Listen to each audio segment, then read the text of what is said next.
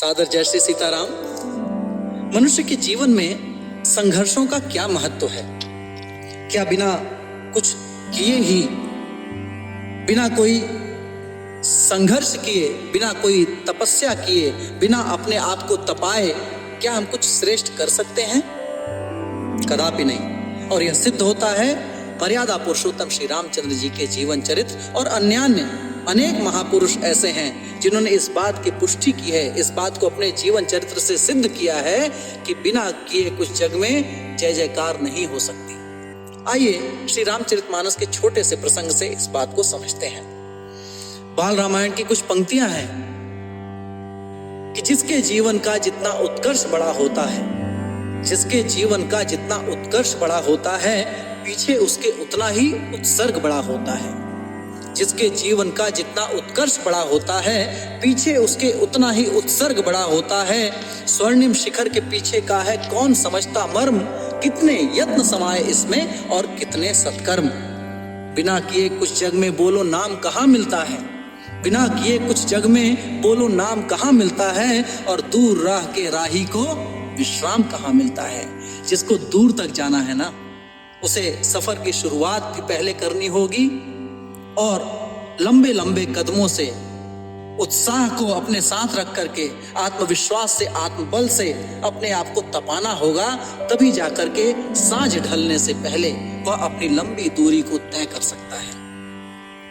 मर्यादा पुरुषोत्तम श्री रामचंद्र जी, जिन्हें कि उनके पिता दशरथ जी अवधपुरी का राज्य दे रहे थे, राज्याभिषेक होना था, मगर उन्होंने यह सोचा कि यदि यह राम इस अवधपुरी के राज्य का राजा बनकर के रह गया तो शायद वह बस दशरथ नंदन राम के नाम से जाना जाएगा, सिर्फ और सिर्फ राजा राम के नाम से जाना जाएगा। वह मर्यादा पुरुषोत्तम राम कदापि नहीं बन सकता। और इसीलिए अपनी माता कैकेयी से एकांत में जाकर के वह यह वचन लेते हैं कि माँ, तुम्हें मुझे वनवास भेजना होगा, क्योंकि उन्हें पता है, यह सीख देना चाहते हैं वे हम सभी को कि यदि हमने राजमहल का रास्ता चुना, यानी सुख सुविधाओं का रास्ता चुना और संघर्षों की राह का परित्याग किया, तो हम सिर्फ और सिर्फ राजा राम के नाम से जाने जा सकते हैं। हम एक सुखद सामान्य जीवन ही व्यतीत कर सकते हैं। हम मर्यादा पुरुषोत्तम आदर्शवादी व्यक्ति कभी नहीं बन सकते। इसीलिए उन्होंने राजमहल को ठुकराया और संघर्षों की राह चुनी। वन को गए और प्रसन्नता पूर्वक अपनी माता से कहते हैं कि पिता दीन मोहि कानन राजू, कि माँ, मेरे पिता ने मुझे वन का राजा बनाया है, वन का राज्य दिया है, और वहां जाने से इस राम का सब विधि कल्याण छुपा है। माँ, मेरा हित ही हित है। क्यों? क्योंकि मैं वहां जाऊंगा, अपने व्यक्तित्व को निखारूंगा, संघर्ष करूंगा, तपूंगा, खटूंगा, सुख सुविधाओं का त्याग करूंगा, और तब जाकर के जो पतित जनमानस हैं, जो कमजोर हैं, जो पिछड़े हैं, उनको साथ लूंगा, और इस सृष्टि से जो आतताइयों का राज है उनको समाप्त करूंगा। और तब जब यह राम अवधपुरी को वापस लौटेगा तो सिर्फ राजा राम नहीं होगा, सिर्फ रघुकुल नंदन राम नहीं होगा, बल्कि मर्यादा पुरुषोत्तम श्री राम होगा।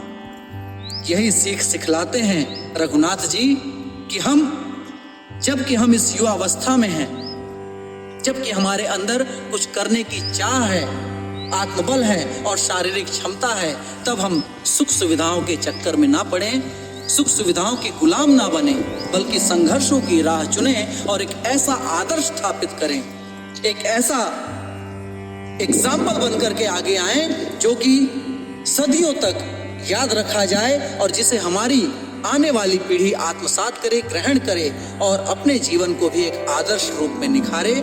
इसी संदेश के साथ बस इतना कहना चाहूंगा कि हमारे इष्ट, हमारे आराध्य श्री रामचंद्र जी का पुनर्आगमन इस पृथ्वी पर 22 जनवरी को हो रहा है। हम सभी इसके साक्षी बने।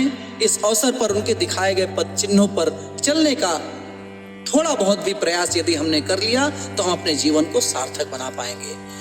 आइए ऐसे ही अन्यत्र प्रसंगों से जुड़े रहने के लिए और ऐसे ही कंटेंट्स के लिए इस चैनल से जुड़ें। इस चैनल को सब्सक्राइब करें, लाइक करें, शेयर करें और कमेंट बॉक्स में बताएं कि आपको आज का यह कंटेंट कैसा लगा। सादर जय श्री सीताराम।